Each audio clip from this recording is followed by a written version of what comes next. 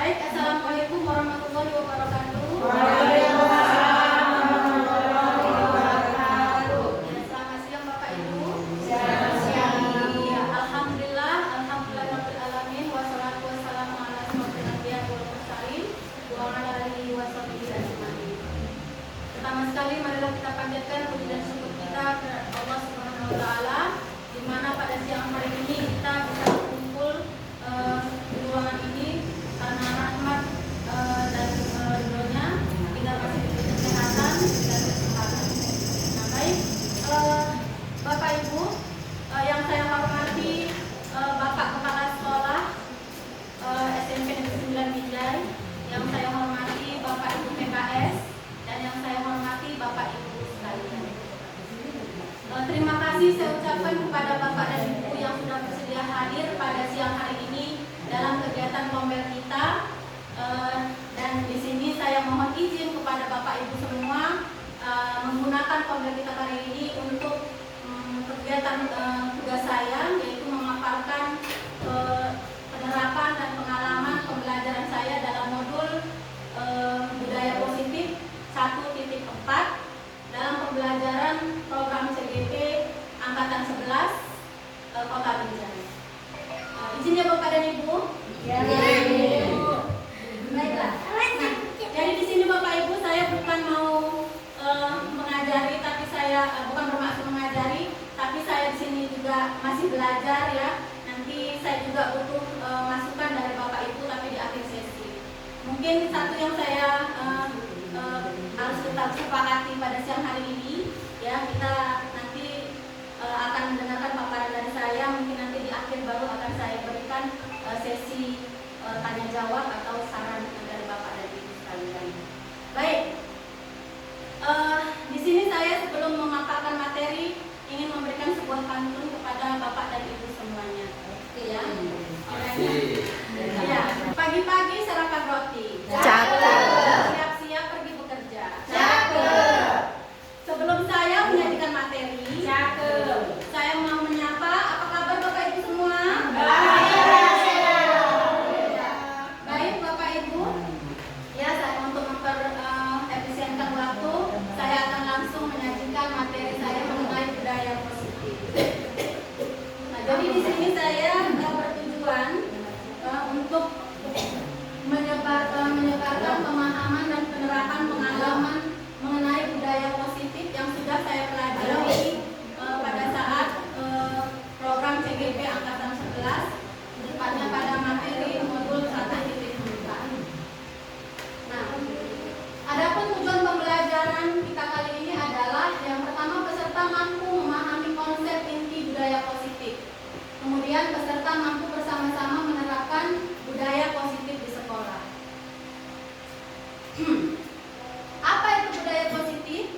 Ya mungkin Bapak dan Ibu ada yang tahu kira-kira apa itu budaya positif. Apa ya?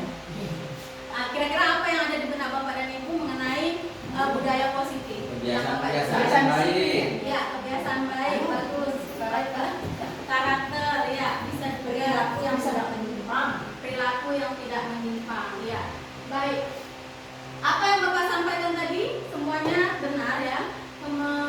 Bahwa budaya positif itu adalah suatu cara penerapan disiplin yang mengajarkan anak bertanggung jawab dan menumbuhkan kesadaran dari dalam dirinya berdasarkan nilai-nilai kebajikan. Jadi yang Bapak Ibu sebutkan tadi sebenarnya sudah termasuk dalam bagaimana budaya positif itu. Nah, nantinya konsep dari budaya positif ini yang akan saya paparkan adalah yang pertama, bagaimana perubahan paradigma belajar. Kemudian disiplin positif, lalu nilai-nilai kebajikan, kebutuhan dasar manusia, perilaku, motivasi perilaku manusia, lalu posisi kontrol guru, keyakinan kelas, dan segitiga restitusi. Nah, jadi inilah nanti yang akan saya paparkan satu persatu dalam pemaparan budaya positif kali ini. Apa itu pembelajaran dengan paradigma baru? Ya, pembelajaran dengan paradigma baru ini dirancang berdasarkan prinsip pembelajaran berdiferensiasi, sehingga peserta didik belajar sesuai dengan kebutuhan yang berorientasi pada penguatan kompetensi dan pengembangan karakter sesuai dengan nilai-nilai Pancasila. Nah, jadi perubahan paradigma di sini yaitu berdiferensiasi, di mana pembelajaran berdiferensiasi ini merupakan pembelajaran yang mengacu pada bagaimana kita melihat minat dan karakter anak-anak itu. Kita sesuaikan seperti itu. Nah, kemudian juga berdasarkan dengan dimensi Pancasila. Ya, jadi berdasarkan dimensi Pancasila yaitu kita ketahui ada 6. Yang pertama itu beriman dan bertakwa kepada Tuhan Yang Maha Esa, kemudian berkebinekaan global, mandiri, bergotong royong, bernalar kritis dan kreatif. Jadi bagaimana kita melakukan pembelajaran yang berdiferensiasi itu dan mengacu pada nilai-nilai Pancasila yang sesuai dengan 6 dimensi profil Pancasila seperti itu. Nah, kemudian paradigma baru ini juga merupakan pembelajaran yang memastikan praktik pembelajaran yang berpusat pada murid. Ya, artinya berpusat pada murid. Di sini kita mungkin sudah pernah membuat seperti misalnya pembelajaran yang menarik, kemudian inovatif, menyenangkan. Kemudian juga baru-baru ini kita sudah membuat lomba kelas, ruang kelas yang bagaimana supaya siswa itu menjadi senang belajar di kelas. Kemudian bagaimana siswa itu menjadi nyaman, aman belajar di kelas itu merupakan salah satu yang dinamakan pembelajaran yang berpusat pada murid.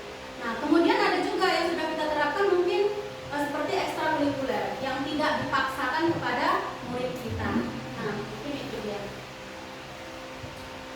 Kemudian ada miskonsepsi tentang teori kontrol. Teori kontrol ini sebenarnya bagaimana guru itu mengontrol muridnya seperti itu. Jadi Dr. William Glasser ini melalui choice theory dia merumuskan miskonsepsi tentang teori kontrol ini gitu.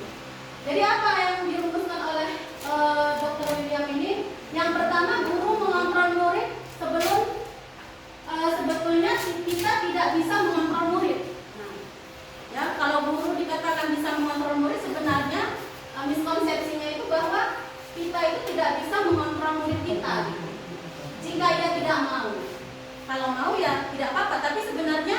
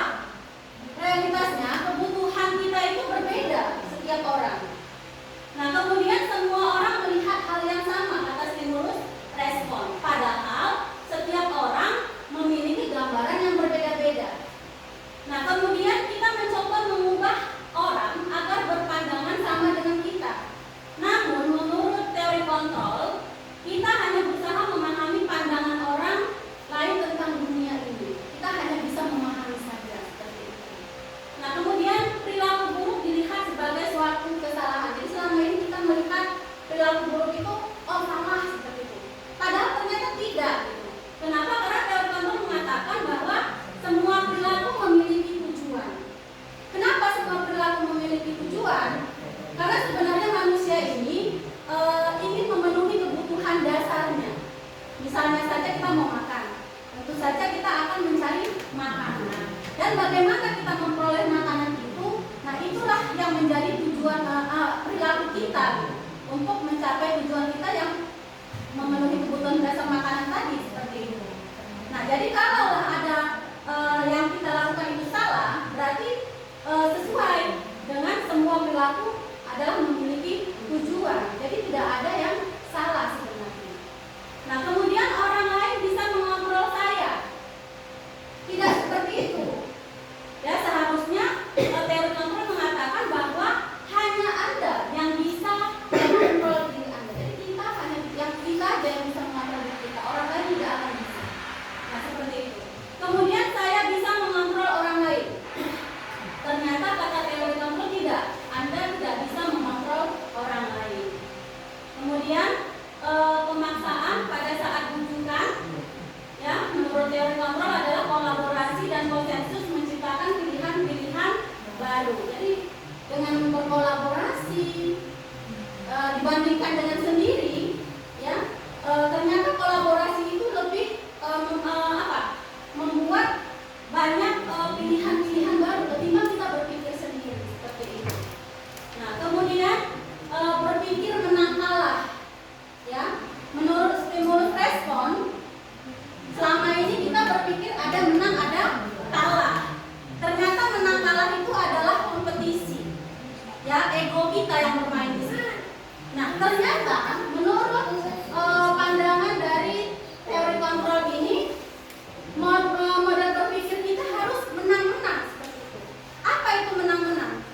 Ya, bahwa kita itu dituntut untuk saling berpikir tentang orang lain juga tanpa merugikan diri kita juga seperti itu. Nah, maksudnya seperti ini. Berarti kalau kita ada kompetisi, jangan berpikir hanya kita yang menang, tetapi kita juga harus membantu orang lain supaya sama-sama menang. Nah, itulah yang dikatakan dengan model berpikir menang-menang di sini.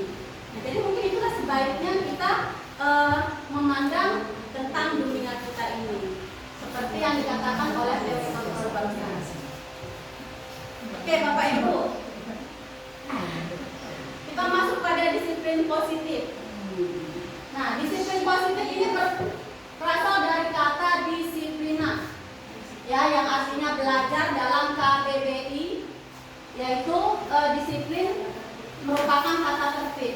Ya, jadi disiplin ini mengacu pada disiplin diri yang memiliki tanggung jawab terhadap apa yang dilakukan berdasarkan nilai-nilai yang diyakini.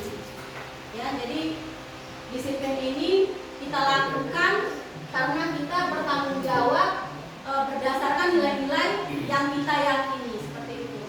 Nah, kemudian disiplin positif juga merupakan salah satu cara penerapan kebiasaan yang bertujuan untuk menumbuhkan kesadaran serta memberdayakan peserta didik tanpa imbalan, penghargaan, ancaman, atau hukuman. Nah, jadi kalau ada imbalan, penghargaan, ancaman, hukuman itu mungkin motivasi kita melakukan disiplin positif ini karena orang lain misalnya seperti itu, karena sesuatu hal misalnya. Nah, itu dikatakan dia motivasi ekstrinsik dari orang lain. Ya, namun di sini disiplin positif ini diharapkan tadi tidak melakukan itu tanpa imbalan, penghargaan, ancaman atau hukuman, namun berasal dari dalam diri sendiri seperti itu ya Bapak Ibu. Nah, baik, bagaimana kita seharusnya sebagai pendidik? Nah, jadi kita sebagai pendidik tujuan kita adalah menciptakan peserta didik yang memiliki disiplin diri sehingga mereka berperilaku mengacu kepada nilai-nilai kebajikan universal dan memiliki motivasi intrinsik dalam perubahan perilaku ke arah yang lebih baik. Ya, jadi diharapkan kita dapat menanamkan ya motivasi intrinsik dari dalam diri anak-anak agar mereka berperilaku ke arah yang lebih baik seperti itu. Nah, jadi bagaimana kita menanamkan nilai-nilai kebajikan di dalam diri sehingga tertanam di dalam diri anak-anak kita? Sebenarnya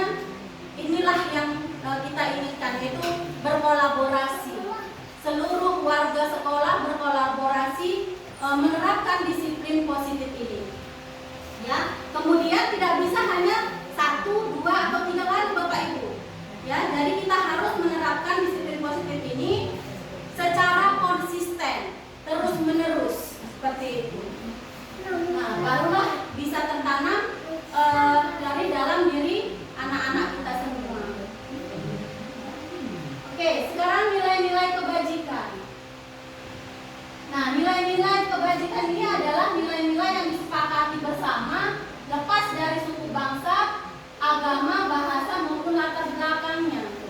Jadi tidak terkait misalnya karena suku ini seperti itu, atau karena agama ini, atau bahasa, atau apapun latar belakangnya. Jadi nilai-nilai kebajikan itu harus yang sudah kita kesepakati bersama, yang sesuai dengan apa yang kita hadapi di sekitar kita, seperti itu. Nah, ini dia nilai-nilai kebajikan yang mungkin sudah diterapkan oleh organisasi ataupun institusi, ya, di beberapa organisasi atau institusi. Yang pertama adalah profil pelajar Pancasila. Seperti yang kita tahu ada 6 dimensi. Itulah yang dinamakan dengan nilai-nilai kebajikan. Nah, kemudian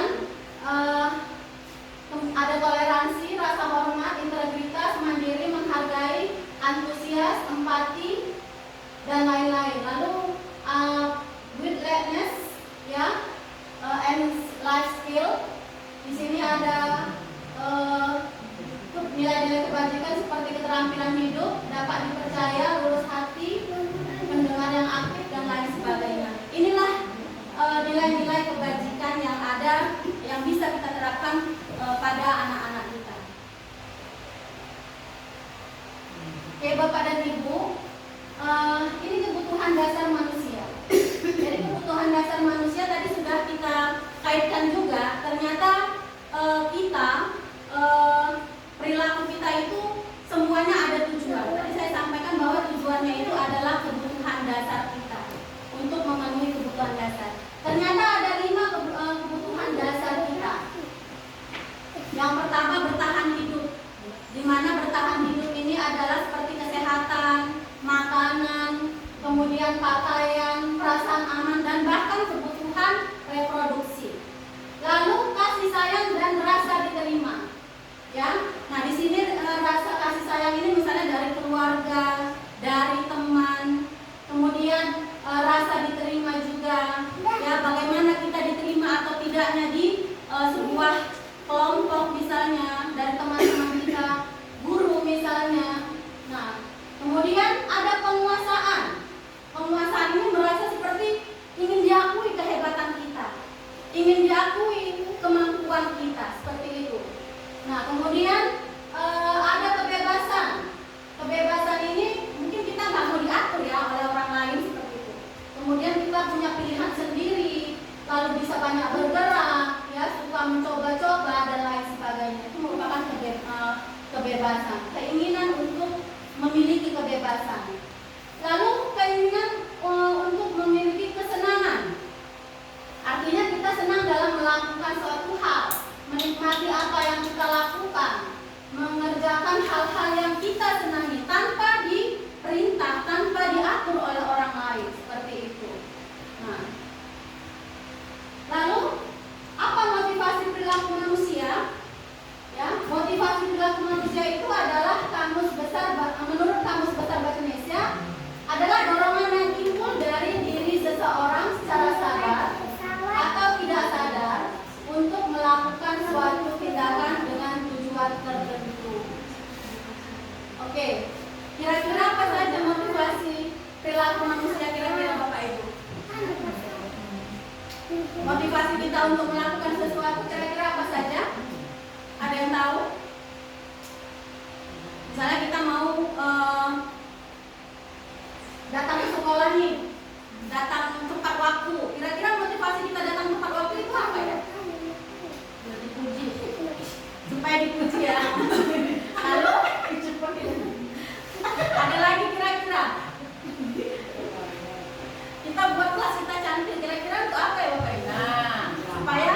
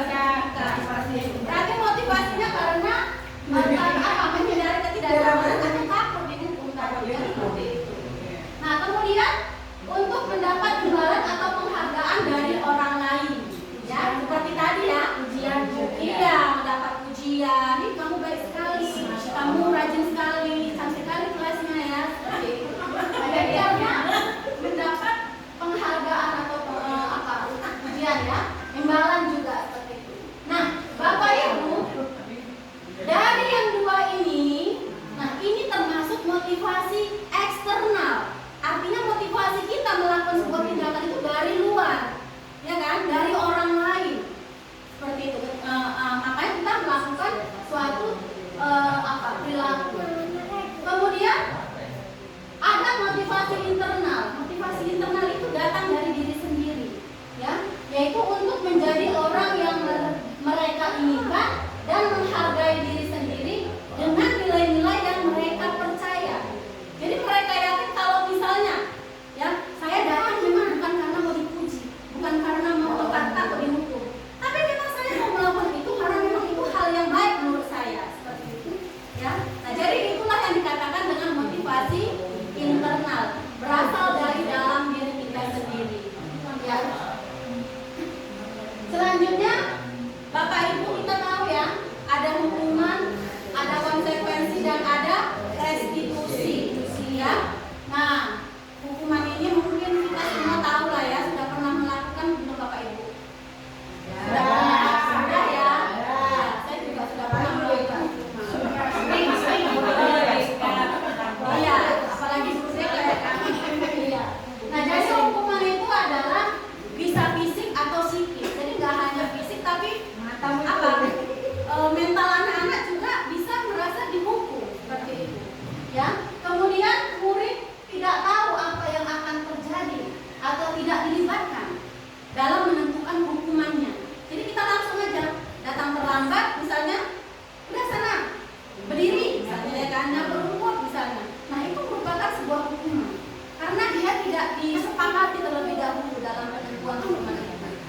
Iya. Nah, kemudian tidak terencana atau tiba-tiba tadi bersifat satu arah, tidak ada kesepakatan tadi. Kemudian murid tidak nyaman dalam jangka waktu yang panjang. Kenapa? Karena murid akan selalu mengingat apa yang sudah dihukumkan kepada dia. Nah, itulah kalau hukuman Bapak Ibu. Jadi murid nanti bisa marah sesudah itu, ya kan? Oke. Kemudian konsekuensi. Konsekuensi ini sebenarnya ada juga sanksi, tapi bedanya dengan hukuman, konsekuensi ini sudah disepakati terlebih dahulu, seperti itu. Iya, yaitu misalnya saja kita buat sepakatan kelas, ya kan, atau kesepakatan yang lain misalnya. Nah, kemudian terencana Bapak Ibu, ya, terencana artinya sudah dibuat dulu, baru dikenakan kepada anak tadi. Itu namanya konsekuensi.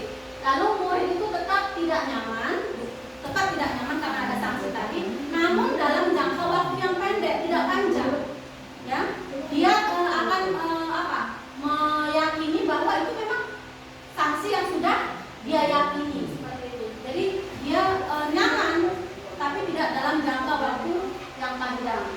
Nah, kemudian restitusi, ya. Restitusiannya ini adalah proses menciptakan kondisi bagi murid untuk memperbaiki kesalahannya, ya. Kondisi bagi murid untuk memperbaiki kesalahannya. Kemudian proses kolaborasi yang mengajari murid untuk mencari solusi dan menyelesaikan masalahnya sendiri. Jadi di sini pada restitusi ini murid itu tidak kita yang memberikan hukuman atau tidak menyelesaikan masalahnya, namun dia bisa menyelesaikan masalahnya sendiri. Seperti itu, dari kesalahan apa yang sudah dibuatnya tadi. Misalnya seperti ini Bapak Ibu. Kalau sudah kita buat konsekuensi, tentunya kan sudah ada yang mereka yakini. Ketika datang terlambat, maka anak-anak itu kita tanya, apa yang kamu yakini ketika kamu datang terlambat ini? Tentu saja tidak disiplin misalnya. Mereka sudah tahu dan meyakini itu bahwa itu adalah suatu kesalahan. Seperti itu. Nah, kemudian 5 posisi kontrol guru. Ya, ini bagaimana kita mengontrol murid. Ada 5. Yang pertama sebagai penghukum, kemudian pembuat rasa bersalah, kemudian sebagai teman, sebagai pemantau, dan sebagai manajer. Yang menurut Bapak Ibu yang mana? Kayaknya semua dapat. Ini ya, saya bacakan. Kalau misalnya penghukum, misalnya seperti ini, lari sana, keliling lapangan 5 kali. Hukum ya. Kalau pembuat rasa bersalah, kamu tidak kasihan ya kepada ibu, ya. Ibu akan ditegur Bapak Kepala Sekolah karena dianggap tidak menasehati kamu. Nah, seperti itu. Nah, itu merasa bersalah muridnya. Kemudian kalau sebagai teman, kamu ini ya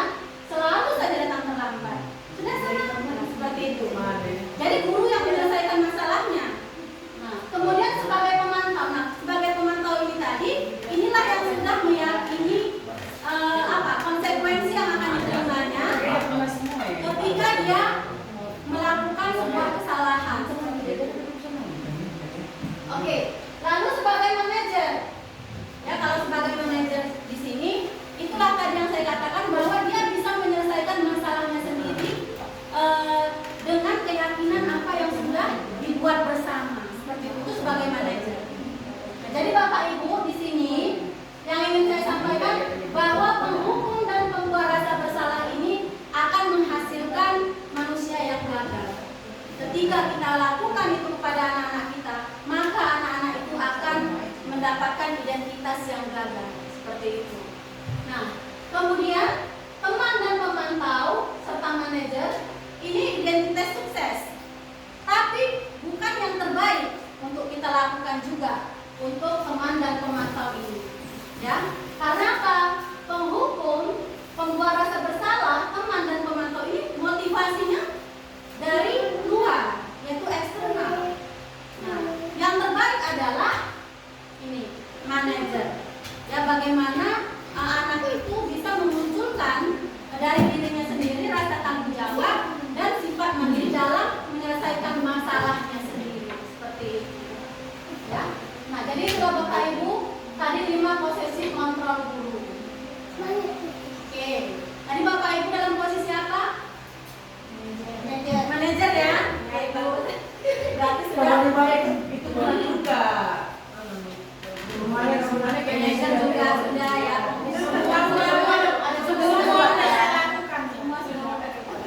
Tapi yang paling bagus tadi dilakukan adalah sebagai manajer. Itu semua udah dilewati, maksudnya udah dilewati. Dan pada akhirnya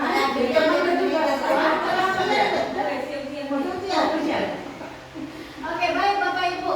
Ini ada beberapa pertanyaan ya. Kita jawab sama-sama, posisi apakah saya?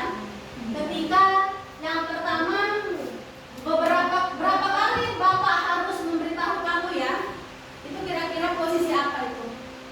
Berapa kali Bapak harus memberitahu kamu ya? Enggak saya hukum. Ya, Rasa bersalah ini ya. penghukum. Merasa bersalah. Oke, Kita lihat ya. iya, membuat rasa bersalah. Jadi berapa kali Bapak harus memberitahu kamu ya?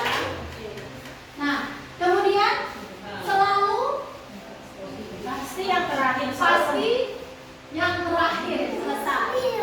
Nah, ini apa yang Bapak Ibu? Penghukum. Penghukum ya.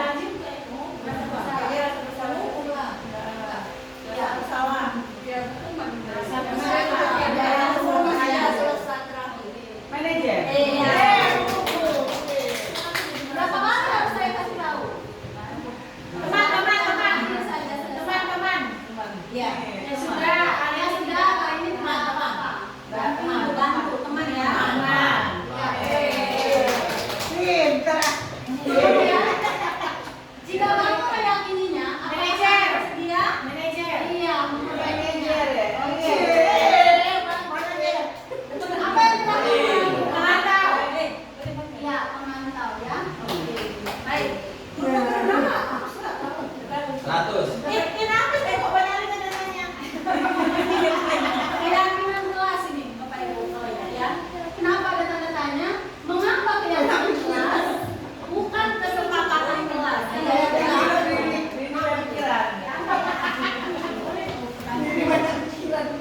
Nah, jadi keyakinan kelas itu bersifat lebih abstrak daripada peraturan yang lebih rinci dan konkret gitu.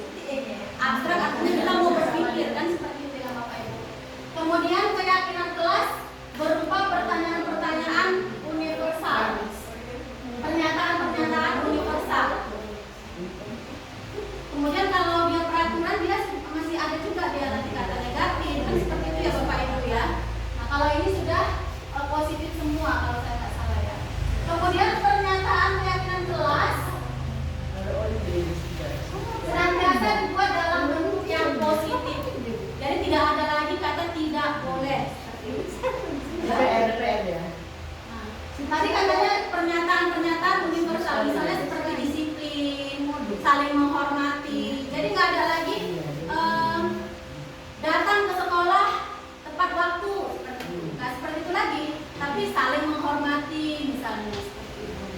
Ya, itu kata-kata universal. Kemudian keyakinan kelas tidak terlalu banyak, mudah diingat dan dipahami oleh seluruh warga kelas.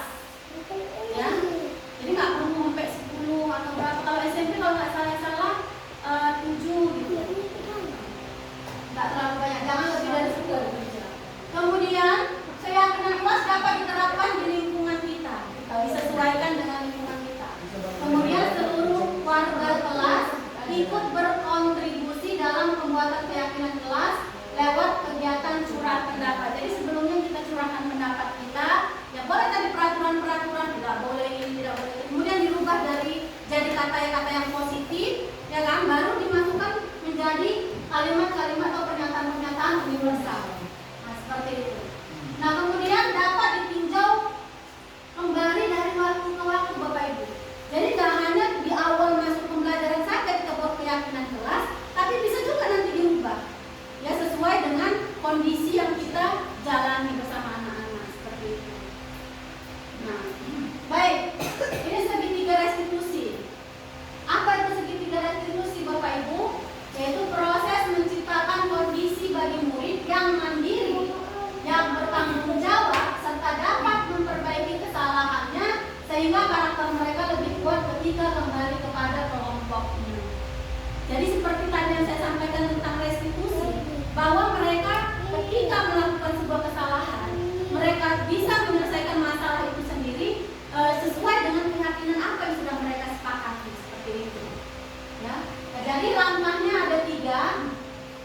Yang pertama menstabilkan identitas, kemudian validasi tindakan yang salah, dan menanyakan keyakinan.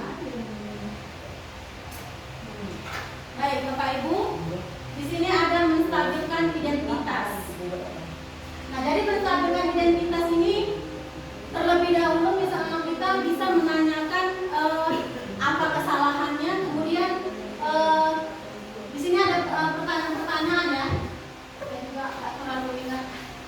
Nah, jadi apa itu menstabilkan identitas? Itu bagian dasar dari segitiga restitusi, bertujuan untuk mengubah identitas anak dari orang yang gagal karena melakukan kesalahan menjadi orang yang sukses. Ya. Yang tadinya dia melakukan kesalahan, akhirnya dia menjadi yang sukses, seperti itu. Bagaimana itu nanti kita lihat. Kemudian prinsip membuat kesalahan adalah bagian dari sebuah pembelajaran. Jadi kesalahan itu bukanlah kesalahan, tapi bisa dijadikan sebuah pembelajaran. Nah, apa-apa saja yang bisa kita tanyakan kepada murid ini, Bapak Ibu. Berbuat salah itu tidak apa-apa, nak. Tidak ada manusia yang sempurna. Kemudian saya juga pernah melakukan kesalahan seperti itu. Kita bisa menyelesaikan ini, nak. Bapak Ibu tidak tertarik mencari siapa yang salah, tapi Bapak Ibu ingin mencari solusi dari permasalahan ini. Kamu berhak merasa seperti itu. Apakah kamu sedang menjadi teman yang baik buat dirimu sendiri? Nah, itu bisa kita tanyakan kepada anak-anak ketika kita menstabilkan identitas mereka. Nah, kemudian validasi tindakan yang salah. Nah, jadi kalau tadi kita mengatakan kepada anak-anak itu tidak apa-apa melakukan kesalahan karena itu sebuah hal yang lumrah misalnya, ya, hal yang wajar orang melakukan kesalahan. Ya, namun kita harus validasi kesalahan itu. Ya, menanyakan kepada mereka seperti ini. Padahal kamu sudah melakukannya, padahal kamu bisa melakukan hal yang lebih buruk daripada ini ya, misalnya seperti itu. Kemudian kamu pasti punya alasan mengapa melakukan hal itu.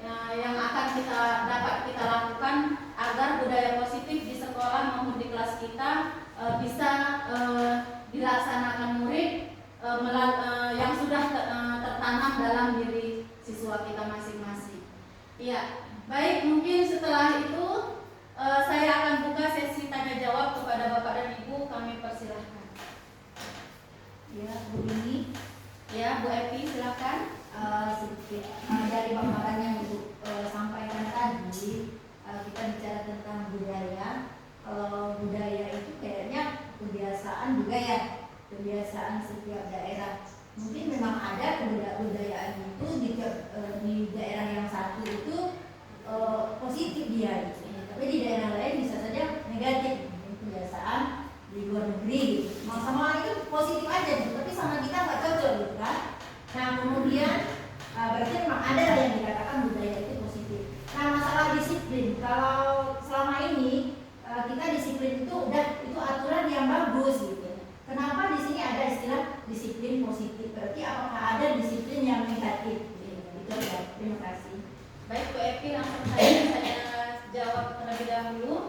Tadi mengenai budaya positif yang mungkin memang di daerah kita mungkin dikatakan budaya positif, tapi belum tentu di negara lain itu budaya positif ya. Jadi mungkin tergantung terhadap daerahnya masing-masing, nilai-nilai apa yang diyakini yang bisa kita jadikan sebagai budaya positif yang baik di lingkungan kita seperti itu. Ya kemudian untuk disiplin positif, Bu Epi tadi disiplin positif ini sebenarnya termasuk di dalam budaya positif itu sendiri. Di mana disiplin positif ini bukan hanya disiplin yang selama yang kita pahami bahwa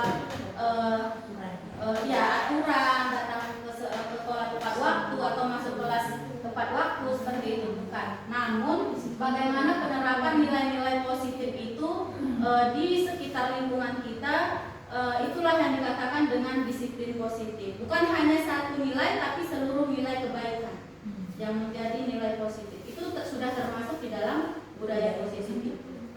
Jadi ketika nilai-nilai positif itu, nilai-nilai kebajikan itu tadi sudah diterapkan, maka dia sudah termasuk di dalam budaya positif. Saya Bu Eka ingin menanggapi tentang pertanyaan dari Bu Eka tadi masalah disiplin positif. Disiplin positif itu kan disiplin itu adalah suatu kebiasaan yang dilakukan sehari-hari terus menerus dan tepat waktu kita bilang. Nah, jadi kalau dibilang tadi apakah ada disiplin negatif, saya rasa ada. Contohnya kalau dia tepat waktu pergi terus tepat waktu datang, itu kan termasuk disiplin positif. Dia kan disiplin. Ada juga orang yang disiplin terlambat. Nah itulah menurut saya itu disiplin negatif. Dia kan termasuk juga kebiasaan sesuai waktunya. Dia disiplin, tapi dia negatif. Iya, seperti terlambat tidur, telat bangun, dia terus telat bangun disiplinnya. Itu menurut saya disiplin negatif. Karena dia negatif. Iya, apakah ada disiplin? Iya, oke itu saja. Ya, mungkin itu yang bisa ditambahin oleh Bu Eka tadi ya Bu Epi ya. Bagaimana Bu Epi kira-kira? Iya, terima kasih Bu Eka. Iya. Oke, baik. Kira-kira ada lagi yang mau bertanya Bapak Ibu? Dari apa yang sudah saya paparkan tadi? Bu Nama mungkin? Pas. Bu Yuni? Iya. Tadi mungkin Bu Ali ya, Bu Ali, kami persilahkan Bu Ali. Silahkan. Menurut saya ya, sesuaikanlah dengan kesepakatan apa sih yang kita capai gitu. Bagaimana sih yang mau kita capai? Jadi ada kesepakatan bersama di mana yang mau kita capai? Ya, saya mungkin Ya, terima kasih Bu Ali ya. Nah, jadi sebenarnya apa yang Bu Ali katakan itu menurut saya ya ada benar. Tapi mungkin di sini Dr. William ini mengatakan bahwa perilaku yang salah itu adalah benar Bu. itu tak salah. Ya, perilaku itu tak salah. Maksudnya seperti ini Bu. Kalau tadi kita melihat restitusi itu, bagaimana dia melakukan hal yang buruk sebenarnya.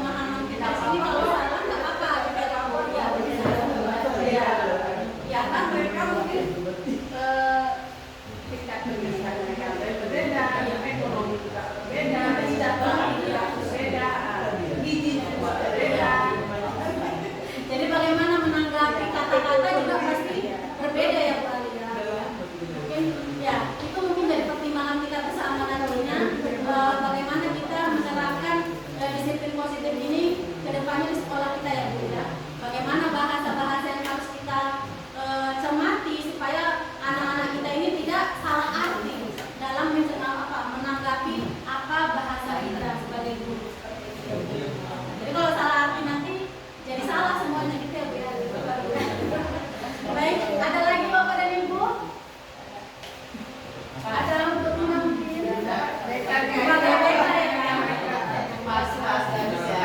Bu Yanti. Karena kayaknya disiplin itu ada hubungan dengan BK juga Iya, ya. cuma yang saya tanya.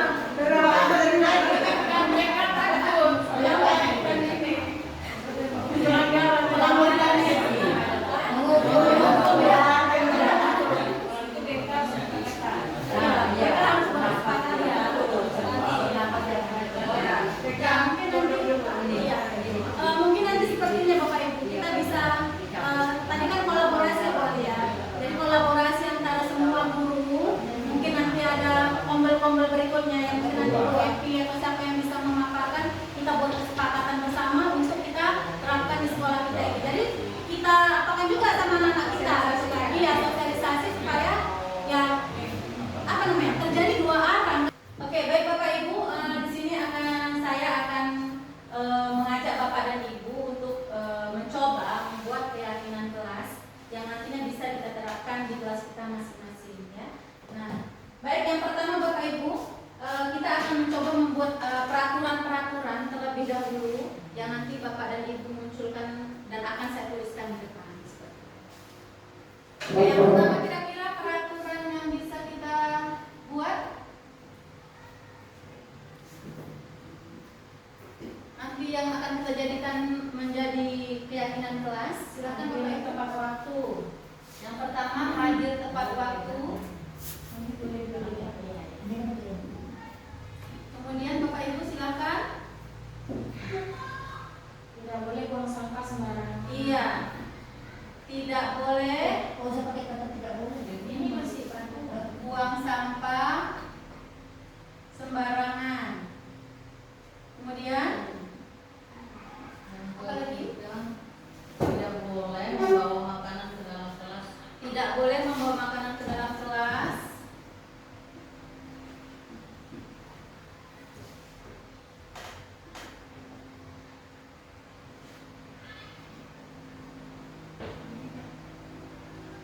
Lalu Lagi tidak dilarang berkata jelek, kasar, dilarang berkata kasar, kotor. kasar dan kotor. Kemudian apa lagi Bapak Ibu? Tidak dibenarkan meninggalkan buku pakai. Tidak Piket.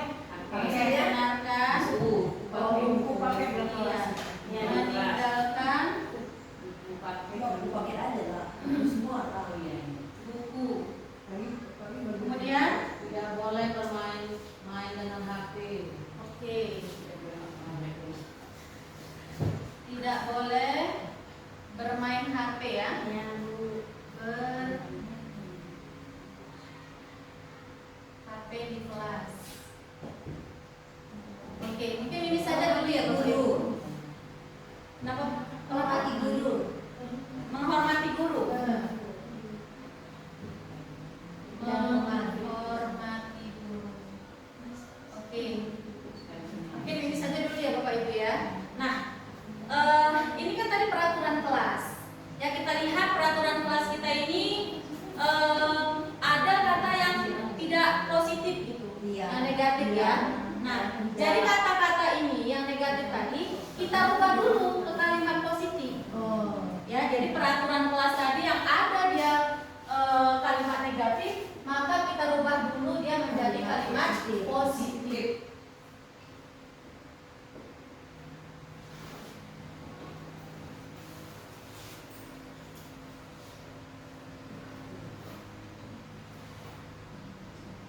Oke, misalnya tadi hadir tepat waktu tetap ya Bapak Ibu ya. Hadir tepat waktu. Nah, kita rubah dulu dia menjadi kalimat Buang positif. sampah pada tempatnya. Ya, seperti buang sampah Ada tempatnya. pada tempatnya. Kemudian Makan di yang luar ketiga, kelas. ya, makan di luar kelas.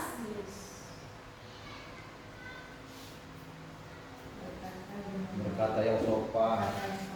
Iya, berkata yang sopan ya.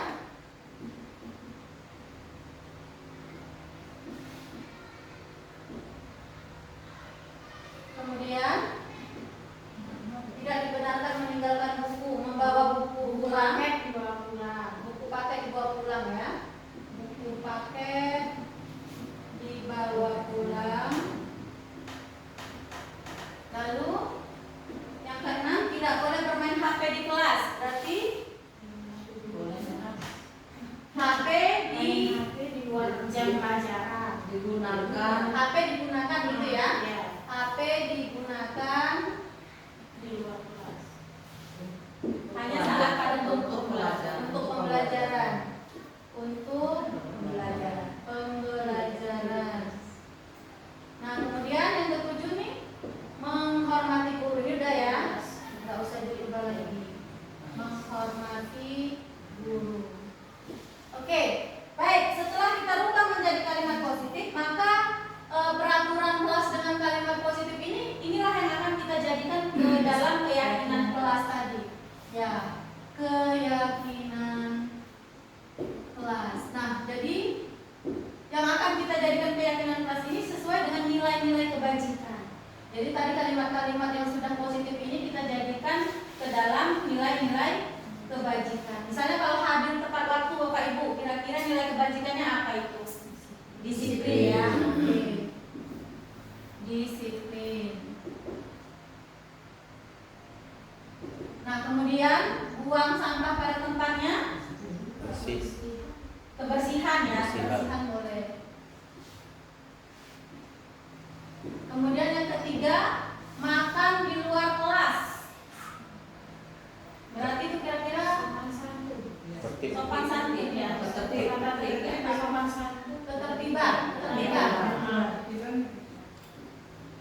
Nah, kemudian yang keempat tadi berkata yang sopan, berarti sopan santun. Nah, kemudian yang kelima, buku paket dibawa pulang, berarti ini termasuk Tertib juga. ketertiban ya. Udah. Oh sudah ya, oke sudah. Jadi kita ambil satu aja ya. Nah, kemudian HP digunakan untuk pembelajaran. Disiplin ya. Udah. Oke, baru yang ketujuh menghormati guru. Ini saling Santun juga. Coba saling menghormati kita buat. Oh ya, Iya. Atau menghormati ya. Saling menghormati. Iya. Baik, itu tadi Bapak Ibu keyakinan kelas ya. Yang nanti mungkin langkah-langkah ini bisa Ibu terapkan di kelas kita masing-masing. Dan mudah-mudahan apa yang kita dapatkan ini ya bisa bermanfaat seperti itu. Oke, baik Bapak Ibu, kita refleksi hasil pembelajaran kita pada siang kali ini. Mungkin ada beberapa dari Bapak Ibu yang bisa memberikan apa yang Bapak Ibu rasakan, kemudian pembelajaran apa yang Bapak Ibu ambil dari hasil kegiatan kita kali ini. Silakan 2 orang saja Bapak Ibu. Berarti Ya, terima kasih dari hasil yang kami terima pada hari ini.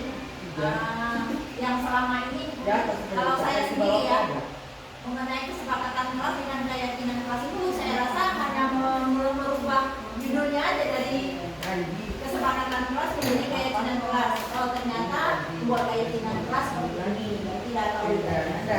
Terima kasih. yang buat dirasakan kira-kira dari pembelajaran kita kali ini Sangat puas. sangat puas ya.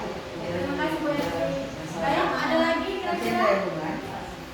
Bu Ali, Mas,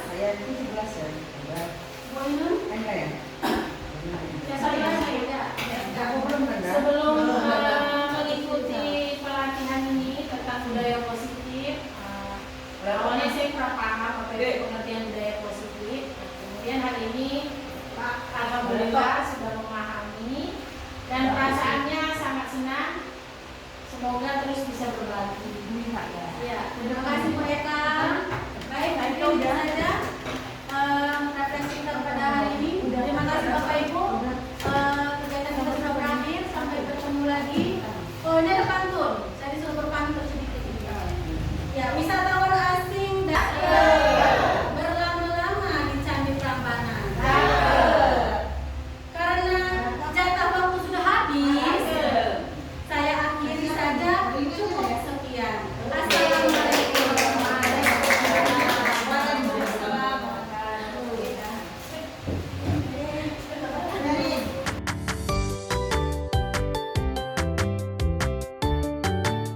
Assalamualaikum warahmatullahi wabarakatuh. Assalamualaikum warahmatullahi wabarakatuh. Di sini saya ingin mengucapkan kepada Ibu Rini Puji Lestinas Tepu yang telah memberikan materi yang sungguh sangat menarik menurut saya tentang disiplin positif dan segitiga restitusinya. Setelah mendengar paparannya, di sini saya ingin sekali melaksanakan apa yang telah dipaparkan tadi di dalam pembelajaran saya. Demikian saja menurut saya tanggapan dari saya. Assalamualaikum warahmatullahi wabarakatuh.